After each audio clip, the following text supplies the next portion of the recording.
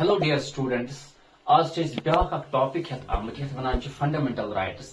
Fundamental rights discuss کرنہٕ برٛونٛہہ چھِ کینٛہہ کتھٕ تۄہہِ سۭتۍ شیئر کرنہِ.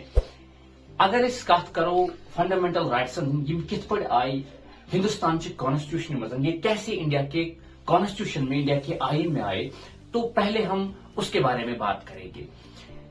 یُس یہ ہندوستان لیڈرشپ چھا یا ہندوستانک لوگ تمو وچھ واریاہ کالونیل رول. انہوں نے بہت سارا آپریشن بہت سارا انجسٹس سہا at the hands of Britishers. انہوں نے بہت ہی ظلم کیا انڈیا کے لوگوں کے ساتھ اور اس ظلم میں سب سے بڑی چیز یہ ہے کہ وہ بیسک جو فنڈامنٹل یا بنیادی جو حقوق ہوتے ہیں انسان کے وہ ڈینائی کیے جاتے تھے. لیکن جب انڈیا کے کانسٹیٹیوشن میکرز جنہوں نے کانسٹیٹیوشن بنائی جنہوں نے یہ آئین بنایا تمو کانسٹیٹیوشن بنو تمو کیا تھو مد نظر تمو دوپ یعنی یہ جو فنڈامنٹل رائٹس ہیں جو انسان کے بنیادی حقوق ہیں یمن دس تمو امپورٹنس تیز دسک امپورٹنس زی یمو دوپ یم فنڈامنٹل رائٹس یم ہسا تھاوک الگ اکس چیپٹرس مزن تو یم کت چیپٹرس مزن تھک یم ہسا تھک کانسٹیٹیوشن میں پارٹ 3 میں رکھے گئے. یعنی کیوں ان کے لیے الگ ایک چیپٹر بنایا گیا اس کی وجہ یہی تھی کیا کہ ان کی امپورٹنس کتنی ہے. تو یہ کانسٹیٹیوشن اس کو پھر 26 نومبر 1949 کو اس کو اڈاپٹ کیا گیا اپروو کیا گیا اور پھر 26 جنوری 1950 میں اس کو اٹ کیم انٹو افیکٹ یعنی اس کو لاگو کیا گیا. تو اگر ہم بات کریں فنڈامنٹل رائٹس کی تو ہمارے پاس ہماری کانسٹیٹیوشن میں انڈیا کی کانسٹیٹیوشن میں 6 فنڈامنٹل رائٹس ہے. تو اگر اس بات کرو گۄڈنیُک یُس فنڈامنٹل رائٹ چھُ تتھ چھِ ونان right to equality. Right to equality یُس فنڈامنٹل رائٹ چھُ یہ چھُ اَسہِ یِوان آرٹیکل 14 پٮ۪ٹھ یعنی آرٹیکل 14 پٮ۪ٹھ آرٹیکل 18 تام. اتھ منٛز چھُ اِکویلٹی متعلق برابری متعلق کتھ آمٕژ کرنہٕ.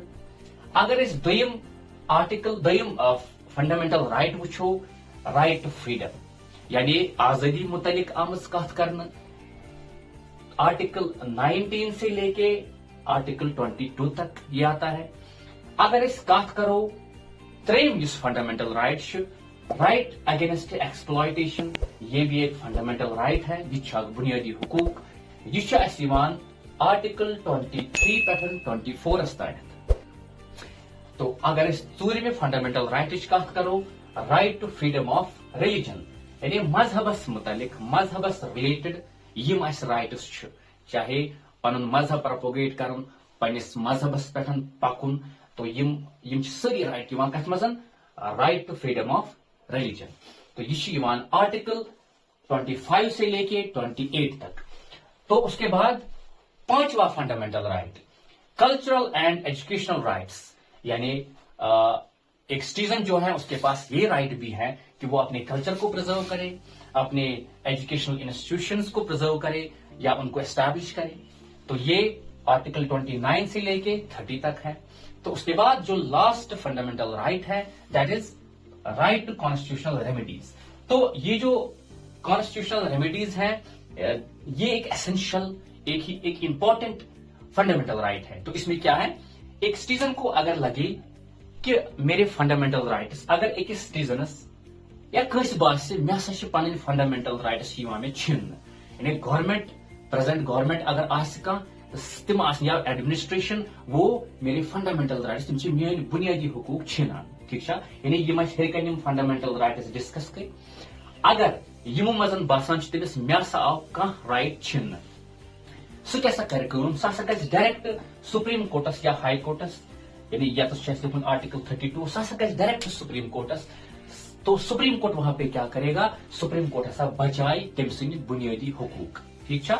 تو یہ فنڈامنٹل رائٹس جو ہے ان کو ہم نے ایک ایک کر کے پڑھنا ہے. تو پہلے ہم بات کریں گے رائٹ ٹو اکویلٹی کی.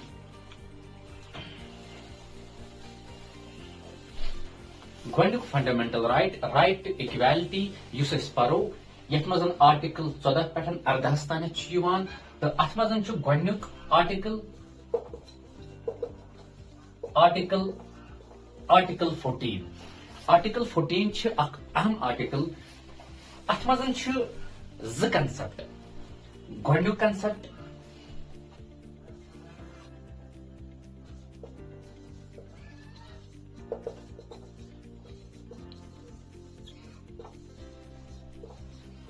इक्वालिटी बिफोर लॉ दोयम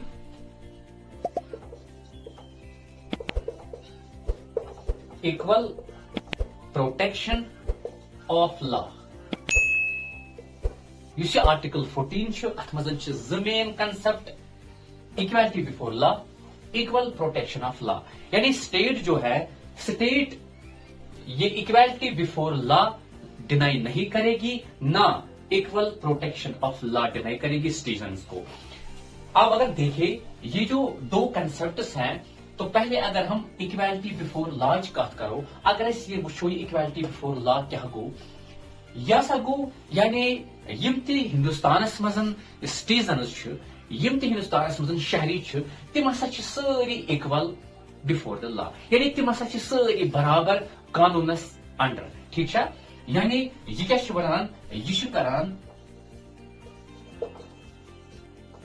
यह जोर दिवान कत पे रूल ऑफ लॉस पे यानी लॉ लॉ हसा सुप्रीम चाहे अमीर आस चाहे गरीब आस चाहे हिंदू चाहे मुस्लिम चाहे सिख युस तमिस खतर लॉ हिउई ठीक है। अगर इस दोयम चीज वो यह इक्वालिटी बिफोर लॉ यह कंसेप्ट कित पे आव हिंदुस्तान कॉन्स्टिट्यूशन मजन यह उस कंसेप्ट कत ब्रिटेन ठीक है ब्रिटेन कंसेप्ट तो यह ओनुक अत हिंदुस्तान कॉन्स्टिट्यूशन मज ठीक। और अगर इस ब्या चीज वो इक्वालिटी बिफोर लॉ अत मुतालिक दपान यह करान कत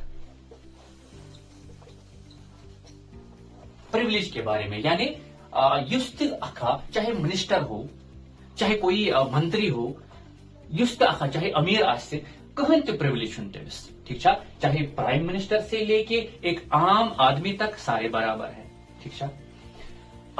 तो उसके बाद अगर हम देखें इसके बारे में बात करें equality before the law equality before law तो ये बात करता है ये एक नेगेटिव अप्रोच है एक नेगेटिव एस्पेक्ट है negative aspect in the sense यानी ये वनान ये जो आर्टिकल 14 है इसमें जो इक्वालिटी बिफोर लॉ है यानी ये आर्टिकल कहता है ये इक्वालिटी बिफोर लॉ ये प्रोविजन ये स्टेट से कहता है क्या कि तुम डिस्क्रिमिनेशन नहीं करोगे ससा कर फर्क वरा की चलिए सारी ही ठीक है। तो इसीलिए नेगेटिव एस्पेक्ट है ये रोकता है स्टेट को। तो दोयम इक्वल प्रोटेक्शन ऑफ लॉ दोयम एस्पेक्ट दोयम कंसेप्ट युस आर्टिकल 14 सह क्या इक्वल प्रोटेक्शन ऑफ लॉ। तो अगर इस इक्वल प्रोटेक्शन ऑफ लॉ कत करो यथ मजन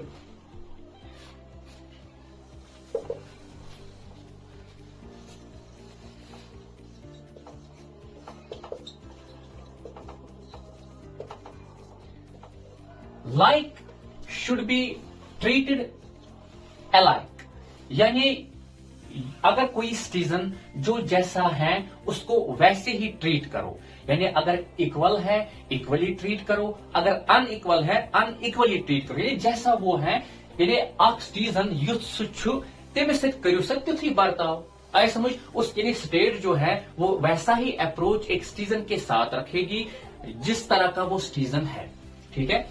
यानी अमुक माने क्या अमुक माने पटन यानी जो मुल्क होता है मुल्क में बहुत सारे सिटीजन्स ऐसे भी होते हैं जो बहुत पीछे होते हैं in terms of economy in terms of हम कहेंगे इन टर्म्स ऑफ एजुकेशन है ना। तो एजुकेशनली सोशली या इकोनॉमिकली बहुत ही पीछे होते हैं बहुत ही बैकवर्ड होते हैं डिसएडवांटेज्ड ग्रुप उनको हम कहते हैं डिसएडवांटेज्ड ग्रुप्स में उनको हम रखते हैं ठीक है।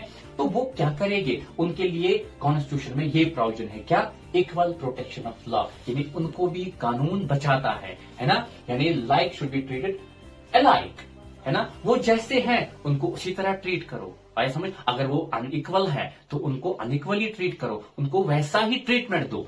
तो इसको हम कहते हैं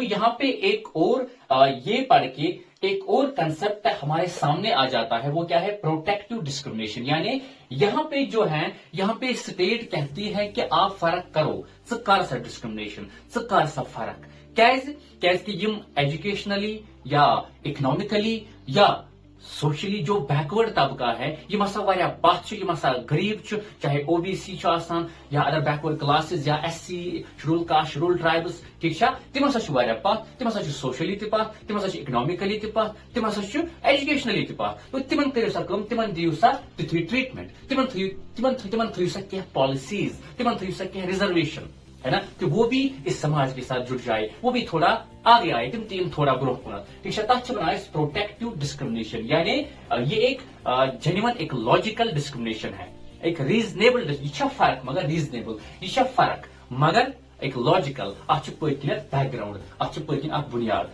ठीक है। तो अगर हम देखें ये जो रिजर्वेशन पॉलिसी है,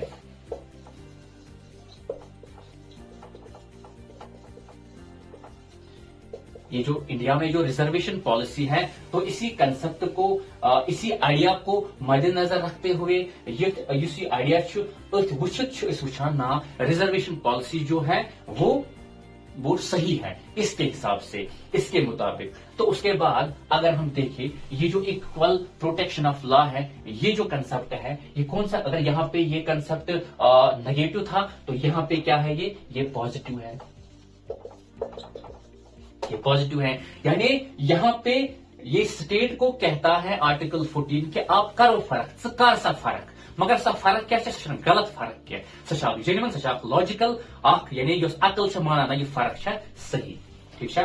तो अगर हम देखें, अगर यहाँ हमने देखा कि ये इक्वालिटी बिफोर लॉ ये ब्रिटेन से लाया गया, उसमें इक्वल प्रोटेक्शन ऑफ लॉ ये कहते हैं यूएसए, ये कंसेप्ट अमेरिका का। तो ये आर्टिकल 14, तो ये इसके बारे में कुछ पॉइंट्स थे जो हमने आर्टिकल 14 के बारे में पढ़े। तो थैंक्स फॉर वाचिंग। आपके लिए यही गुजारिश है, तो यही गुजारिश है, तो करो पेज लाइक और सब्सक्राइब करें। तो मिलते हैं अगले वीडियो में, तब तक के लिए खुदा हाफिज़।